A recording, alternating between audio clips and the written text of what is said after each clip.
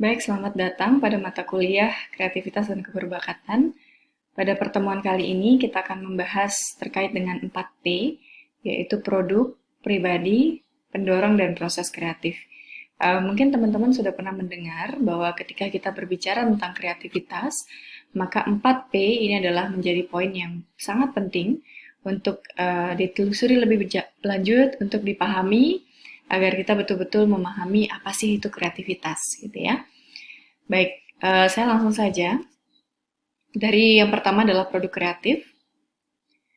Produk kreatif itu, kalau kita lihat ya, kalau kita baca beberapa literatur juga menyebutkan produk yang disebut dengan produk kreatif itu adalah memiliki sifat kebaruan atau baru, kemudian berbeda, ya, berbeda dari produk-produk lainnya yang sudah pernah ada, kemudian lebih baik, ya, lebih baik atau lebih memberikan manfaat yang lebih banyak.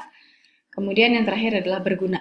Tentu saja, walaupun dia sifatnya baru, berbeda, atau lebih baik, namun kalau tidak berguna untuk kepentingan masyarakat, maka kita belum bisa mengatakan itu sebagai sebuah produk kreatif.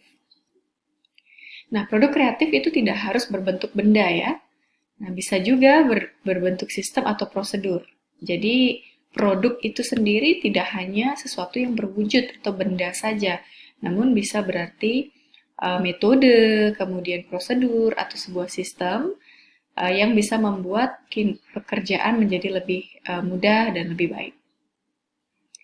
Nah, menurut Yuji Ijiri tahun 1988, ini ada sebuah ilustrasi ya, di mana Yuji ingin mengatakan bahwa kreativitas itu adalah sesuatu yang sifatnya tidak biasa, gitu ya, dan juga tidak biasa dan juga dapat memberikan keuntungan lebih banyak, ya. Nah, kalau kita lihat di sini, ukuran kamar dalam satu bilik ini adalah 10 kali 10 kali 20 kaki. Namun kalau kita menggunakan jalan biasa, ya kita lihat dari sarang menuju ke makanan. Kalau jalan biasa, maka kita bisa menempuh jalan ini, ya, 10 kaki tambah 20 kaki. Dapatlah makanan ya. Tapi kalau jalan kreatif, tentu saja berbeda. Kita lihat tanda titik-titik ya, jalan putus-putus ini seperti ini, lalu ke sini. Dan ternyata setelah dihitung, itu dia lebih sedikit berjalannya, yaitu 28,3. Nah, ada juga kalau gagal maka kita sebut jalan gemblung gitu kan, hanya istilah aja ya. Jadi berusaha untuk, ini suatu hal yang baru, jalan yang tidak biasa atau berbeda, tapi tidak mencapai tujuan yang diinginkan gitu ya, itu makanan. Sehingga yang ini tidak bisa kita katakan kreatif. Karena apa? Karena tidak bisa memecahkan persoalan yang seharusnya. Tapi kalau yang ini tadi, jalan yang tadi ini, yang nomor 2 ya, jadi bisa dikatakan kreatif karena pada akhirnya dia mencapai tujuan yang diinginkan, namun dengan jarak yang jauh, bukan jauh ya, mungkin ya lebih lebih singkat, lebih pendek dibandingkan jalan biasa, ya. Nah, ini yang kita sebut dengan kreativitas. Nah, masih terkait dengan produk kreatif ya. Jadi model dari Bessemer dan Trevinger itu. Mereka menyebutkan bahwa produk kreatif digolongkan menjadi 3 kategori. Ini kurang lebih sama dengan yang di depan tadi, namun ada suatu hal yang sedikit berbeda. Nah, di sini ada unsur kebaruan atau novelty, kemudian ada unsur pemecahan masalah atau resolution, dan unsur keterperincian atau elaboration dan synthesis. Kita akan bahas satu-satu ya. Nah, unsur kebaruan ini adalah sejauh mana produk itu baru dalam hal jumlah, luas, proses, teknik, bahan, konsep, dan lain sebagainya. Jadi baru dari yang sebelumnya sudah ada. Kemudian produk itu disebut original. Jika dia memiliki tingkat kebaruan yang tinggi, maka disebut dengan original atau original, yaitu adalah produk yang sangat langka di antara produk yang dibuat oleh orang dengan pengalaman dan pelatihan yang sama. Juga menimbulkan kejutan atau surprise, ya. Dan juga germinal. Germinal ini maksudnya adalah dapat memancing gagasan produk original lainnya. Jadi produk yang kreatif itu dikatakan bahwa dia adalah suatu produk yang memunculkan ide-ide untuk produk-produk lainnya. Nah, itu disebut dengan produk kreatif. Karena dapat ada elemen of surprise-nya, kita jadi, oh, bisa ya dibikin seperti ini, oh, begini ya. Dan kemudian produk ini adanya atau kehadirannya produk ini dapat memancing kreativitas-kreativitas atau gagasan-gagasan produk lainnya. Nah, sekarang pertanyaannya, siapa yang berhak menetapkan sesuatu itu baru? Bisa saja sesuatu itu baru bagi seseorang, namun sudah basi bagi orang lain, ya. Jadi bisa saja itu terjadi. Nah, menurut para ahli, paling tidak baru bagi si pencipta. Ya, si pencipta maksudnya si orang yang membuat produk itu. Jadi artinya paling tidak orang itu tuh tidak mencontoh dari orang lain. Jadi baru bagi si orang itu. Itu sudah bisa kita katakan kreatif karena kita tidak bisa menetapkan suatu standar yang betul-betul sifatnya universal terkait dengan bagaimana kita menentukan suatu unsur kebaruan itu, gitu ya. Jadi paling tidak unsur itu baru bagi si pencipta itu sendiri dan dia tidak melakukan usaha-usaha untuk mencontoh orang lain, ya. Nah, unsur yang kedua yaitu pemecahan. Pemecahan di sini maksudnya adalah menyangkut derajat sejauh mana produk itu memenuhi kebutuhan untuk mengatasi masalah. Nah, seperti contoh yang tadi dari sarang menuju makanan, ada jalan yang kita istilahkan dengan gemblung gitu ya. Karena dia tidak menyelesaikan masalah, maka kita tidak bisa menyebut dia sebagai suatu produk kreatif. Ya, maka di bagian atau unsur pemecahan ini sendiri ada 3 kriteria. Yang pertama adalah produk itu harus bermakna, ya. Kemudian dia harus logis, dan yang ketiga produk itu harus berguna, dapat diterapkan secara praktis. Oke, yang terakhir, unsur terakhir adalah elaborasi dan sintesis. Dimensi ini merujuk pada derajat sejauh mana produk itu menggabungkan unsur-unsur yang tidak sama atau tidak serupa menjadi keseluruhan yang canggih dan koheren. Ya, jadi di sini kita menggabungkan berbagai elemen-elemen yang kita lihat itu tidak sama ya. Kita merasa tidak ada hubungannya antara satu dan yang lainnya. Tapi ternyata setelah kita gabungkan, ternyata kita bisa menghasilkan sesuatu yang sangat baik dan koheren satu sama lain jadinya gitu. Nah, pada dimensi ini atau unsur ini ada 5 kriteria. Yang pertama, produk itu harus organis, mempunyai arti inti dalam penyusunan produk. Jadi ada core-nya, ada intinya. Apa sih sebenarnya inti dari produk itu? Jadi nggak sekedar produk yang nggak ada maknanya gitu loh, ya. Kemudian yang kedua elegan, yaitu mempunyai nilai lebih dari yang tampak, ya. Jadi kelihatannya dia hanya bisa menyelesaikan satu dua masalah, ternyata bisa lebih dari itu, gitu misalnya. Kemudian yang ketiga yaitu kompleks. Berbagai unsur digabung pada satu tingkat atau lebih, ya, itu kompleks. Kemudian selanjutnya dapat dipahami. Tentu saja kalau tidak dapat dipahami, maka gimana cara orang menggunakan produk itu, ya. Kemudian menunjukkan keterampilan atau keahlian. Nah, produk itu tidak perlu menonjol dalam semua kriteria. Nah, dari tadi yang saya sebutkan terkait dengan unsur-unsur kreativitas, dimensi-dimensi, dan juga kriteria-kriteria dari produk kreatif, tidak semua produk kreatif itu memiliki unsur-unsur ini. Jadi mungkin ada beberapa unsur yang tidak ada, tidak masalah. Sekarang tergantung kita melihatnya dari sudut pandang mana, apakah dari kebaruannya atau dari mananya gitu ya. Atau dari kebermanfaatannya ya, tentunya memang harus bermanfaat. Tapi apa nih unsur-unsur yang mungkin kita jadikan patokan-patokan? Tidak perlu semuanya ya. Nah, kita akan melihat atau flashback lagi invention atau penemuan apa nih yang banyak yang sudah ada sampai saat ini ya. Api ya. Jadi ini adalah sebuah penemuan yang hebat. Kemudian selanjutnya roda ya. Roda, kemudian ada lensa optik ya. Ini sebuah penemuan yang hebat ya karena pada akhirnya orang yang memiliki gangguan penglihatan itu dapat melihat dengan baik gitu. Maka ini adalah sebuah penemuan yang hebat. Kemudian kompas tuh. Lalu selanjutnya listrik. Nah, kalau saya pribadi cenderung merasa bahwa penemuan listrik ini adalah penemuan yang paling hebat sepanjang sejarah hidup manusia ya. Karena kalau nggak ada listrik, bayangkan kita hidup gelap gulita, kita nggak bisa main HP, kita nggak bisa melakukan aktivitas, jadi banyak aktivitas yang akhirnya terhambat karena tidak adanya listrik. Jadi saya pribadi merasa listrik itu sangat penemuan yang sangat baik, sangat besar. Kemudian ada telepon juga ya. Nah, ada invention lainnya seperti mobil, pesawat, vaksin, penisilin, roket, nuklir, internet gitu ya. Nah, kita harapkan akan ada penemuan baru nih dekat-dekat ini yaitu penemuan vaksin COVID-19 ya atau obat dari COVID-19. yang sepertinya sudah mulai ada titik terang, walaupun belum terlalu terang ya, ada sedikit titik terang bahwa ya mungkin penemuan obat itu akan ada, atau penemuan vaksin itu akan segera ada. Ya, kita berdoa saja ya.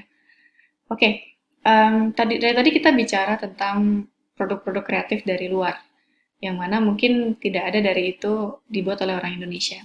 Nah, kita bicara sekarang mana paten yang dari Indonesia. Mungkin teman-teman banyak yang belum tahu bahwa ada beberapa paten yang digunakan di seluruh dunia itu yang membuat itu adalah orang Indonesia.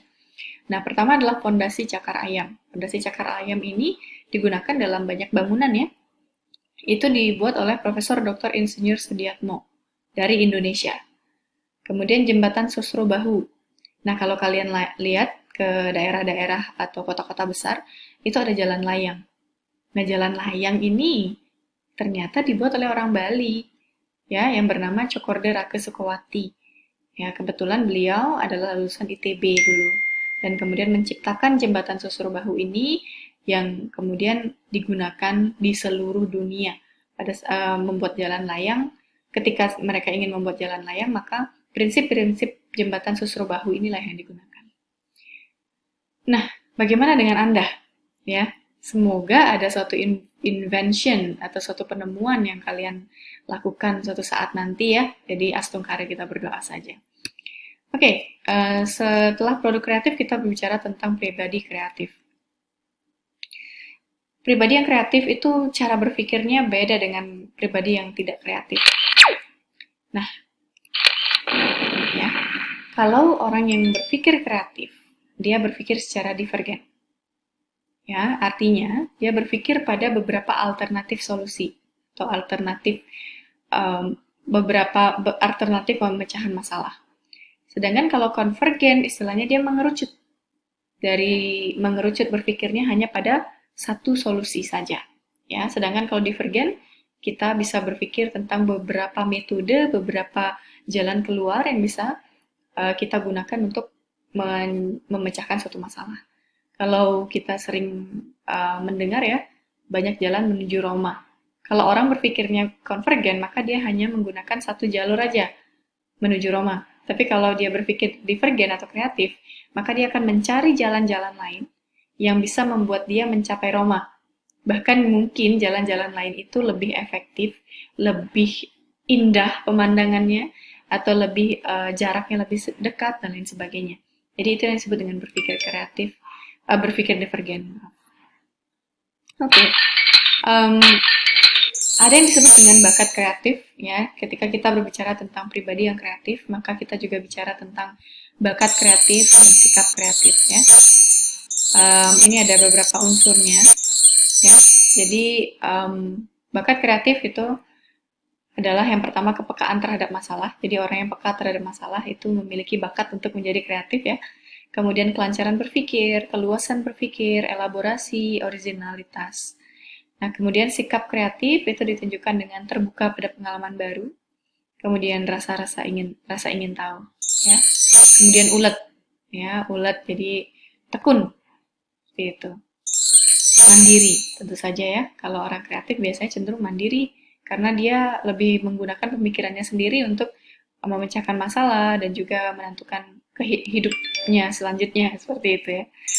Dan kemudian berani mengambil risiko, berani tampil beda, humoris biasanya ya.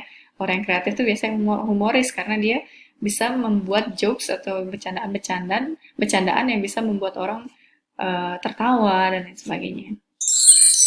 Kemudian tentu saja percaya diri dan lain sebagainya.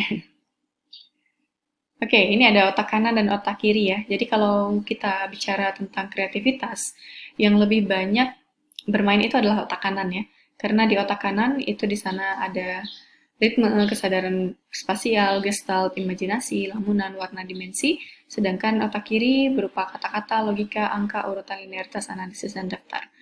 Ya, jadi lebih kepada otak kanan yang bermain kalau kita melakukan sebuah kreativitas.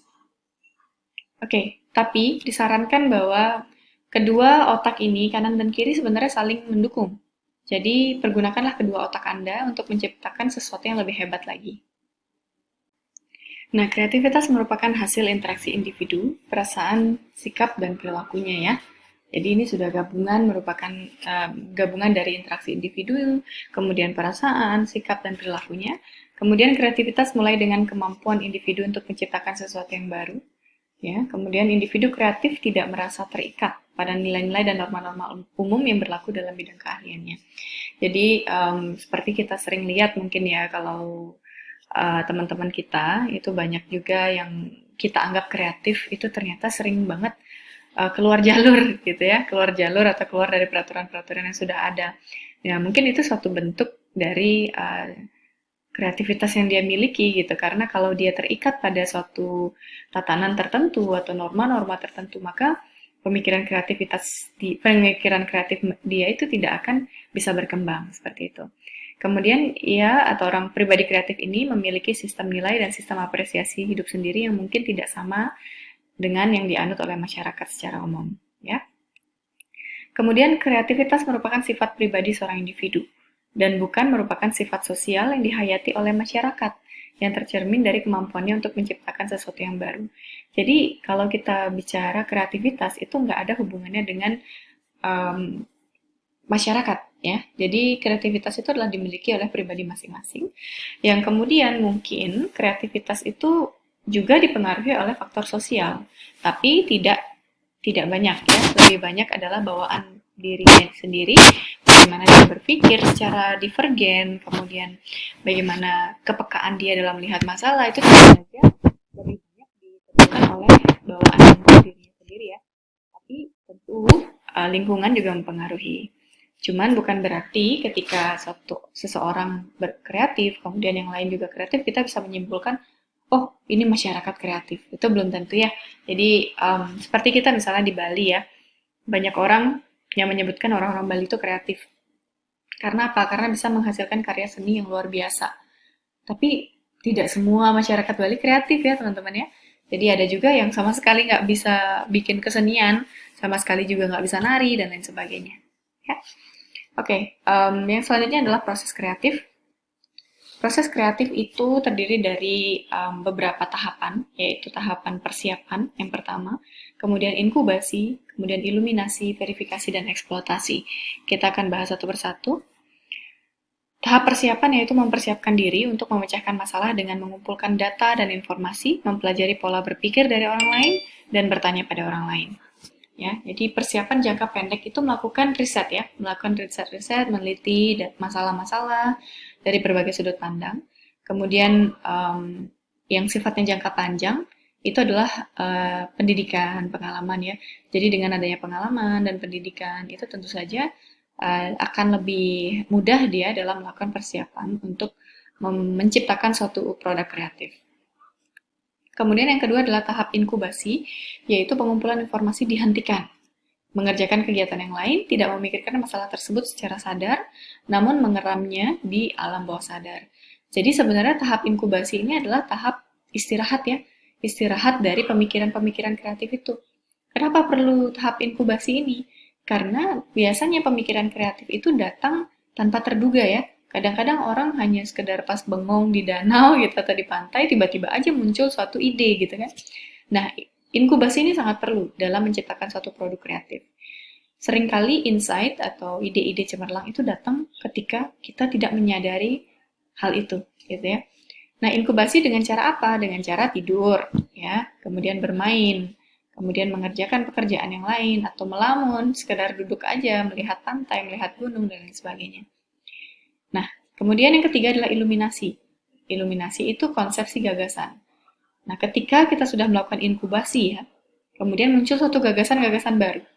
Nah, di sini itulah tahap iluminasi. Munculnya suatu ide-ide baru, ide-ide yang lebih cemerlang lagi, karena kita sudah melakukan rehat sejenak ya, dari pemikiran-pemikiran itu. Kemudian selanjutnya adalah verifikasi, yaitu mengevaluasi produk kreatif apakah memang benar-benar berharga. Ya. Nah, dalam tahap verifikasi ini sebenarnya yang dibutuhkan adalah pemikiran kritis dan konvergen. Kenapa? Karena dalam melakukan evaluasi kita harus bisa melihat secara objektif ya, benar atau salah, bermanfaat atau tidak. Nah, sehingga pemikiran konvergen dalam hal ini sangat dibutuhkan. Sehingga itu tadi yang saya jelaskan tadi memang berpikir menggunakan otak kiri dan kanan, itu secara seimbang, itu akan sangat baik. Karena dalam proses kreatif pun ternyata dibutuhkan pemikiran-pemikiran yang sifatnya konvergen, yang menelisik pada satu tujuan atau satu jawaban, gitu ya. Kemudian eksploitasi yang terakhir. Nah, eksploitasi ini adalah tahap di mana setelah produk kreatif itu muncul, kita punya kepekaan dalam melihat peluang kemana kita bisa membuat atau menjual produk kreatif ini, sehingga menghasilkan suatu bentuk seperti uang ya, satu bentuk yang sifatnya finansial. Nah, seringkali orang itu miss-nya di sini nih. Orang-orang tuh kalau kita lihat di sekeliling kita ya, banyak orang-orang kreatif yang bisa menghasilkan sesuatu yang baru, yang bermanfaat. Namun mereka tuh nggak tahu gimana caranya menjadikan produk-produk itu menjadi sebuah uang untuk mendatangkan keuntungan untuk dirinya sendiri. Nah, di sini perlu dipelajari lebih lanjut ya, gimana caranya agar apa yang kita buat itu tidak sia-sia. Oke? Kemudian unsur berikutnya adalah pendorong kreatif. Ya. Nah, pendorong kreatif ini adalah hal-hal yang dapat mendorong kreativitas seseorang. Itu bisa jadi datangnya dari dalam diri, bisa jadi datangnya dari luar diri ya. Jadi ada yang sifatnya intrinsik, ada juga yang ekstrinsik. Nah, kalau motivasi intrinsik atau motivasi yang datangnya dari dalam, itu adalah setiap individu memiliki kecenderungan atau dorongan untuk mewujudkan potensinya. Jadi dorongan ini lebih kepada, oh saya ingin menciptakan sesuatu yang baru. Saya ingin meningkatkan kompetensi saya. Ya, saya ingin berkembang menjadi seseorang yang lebih matang lagi, lebih kreatif lagi. Jadi ada dorongan dari dalam diri yang menyebabkan dia ingin melakukan proses-proses kreatif itu. Ya, sebaliknya, ada juga motivasi-motivasi yang sifatnya datang dari luar dirinya. Ya, jadi bagaimana hal-hal di sekelilingnya dia, baik itu orang tuanya, kakaknya, kemudian atau suasana atau rumah dia gitu ya, atau hal-hal yang ada di sekeliling dia yang dapat mendorong perilaku kreatifnya. Nah, sekarang pertanyaannya, bagaimana cara menciptakan lingkungan eksternal yang dapat memupuk dorongan dalam diri anak? Ya, untuk mengembangkan kreativitasnya. Apa sih hal-hal yang harus diperhatikan di lingkungan kita untuk mendorong anak menjadi kreatif atau mendorong seseorang menjadi kreatif? Nah, menurut Carl Rogers, ini adalah seorang psikolog ya, yang ahli dalam hal psikoterapi, menyebutkan bahwa ada dua hal yang bisa kita lakukan untuk memunculkan suatu pemikiran kreatif dari seorang anak. Yaitu yang pertama adalah menciptakan suatu kondisi aman, ya. Kondisi aman, yang kedua adalah menciptakan kebebasan psikologis. Nah, kondisi aman itu seperti apa? Kondisi aman yang bisa diciptakan oleh orang tua kepada anaknya, yaitu pertama, menerima individu sebagaimana adanya dengan segala kelebihan dan keterbatasannya. Ya, jadi jangan melulu dituntut untuk ini, dituntut untuk itu, selalu salah, nggak pernah benar tindakan dia gitu ya. Tapi terimalah, memang kita tentu selalu memberikan evaluasi terhadap apa yang dilakukan anak. Namun jika memang ada sesuatu yang sesuatu yang tidak sesuai, maka kita harus bisa menerima. Namun bagaimana caranya kemudian kita berusaha untuk memperbaiki diri, gitu ya. Lalu yang kedua, mengusahakan suasana yang tidak mengandung efek mengancam, ya. Ternyata memang kalau anak takut pada orang tua, seringkali juga karena orang tua itu sering melakukan sesuatu atau tindakan-tindakan yang sifatnya mengancam anak gitu ya. Nah, itu ternyata kurang sehat dan membuat anak merasa tidak aman secara psikologis. Yang ketiga adalah memberikan pengertian secara empatis ya. Empatis itu adalah ketika kita bisa putting ourselves on someone's shoes. Jadi ketika kita bisa menempatkan diri kita pada kondisi orang tersebut. Maka ketika anak mengalami masalah, mengalami suatu kejadian, maka kita sendiri sebagai orang tua harus berusaha untuk memposisikan diri kita di mereka, ya, sehingga mereka akan merasa lebih dimengerti, seperti itu ya. Kemudian ada yang kalau tadi keamanan psikologis, kalau sekarang adalah kebebasan psikologis. Kebebasan psikologis ini adalah bagaimana orang tua atau guru ya mengizinkan atau memberikan keleluasaan pada anak untuk mengekspresikan dirinya. Mengekspresikan diri dengan cara apa? Entah dengan cara menggambar atau mengatakan sesuatu, ya, berpikir dan menyampaikan perasaannya ya, Jadi tentu perlu diberikan kebebasan seperti itu untuk memancing mereka agar bisa mengeluarkan unek-uneknya. Ya pada akhirnya dia merasa akhirnya plong ya, plong, dan kemudian pemikiran-pemikiran kreatif itu akan otomatis akan muncul seperti itu. Oke, demikian um, presentasi kali ini yang terkait dengan 4P, yaitu produk, pribadi, proses, dan pendorong kreatif. Semoga ada manfaat yang bisa teman-teman dapat dari video ini. Terima kasih dan sampai jumpa.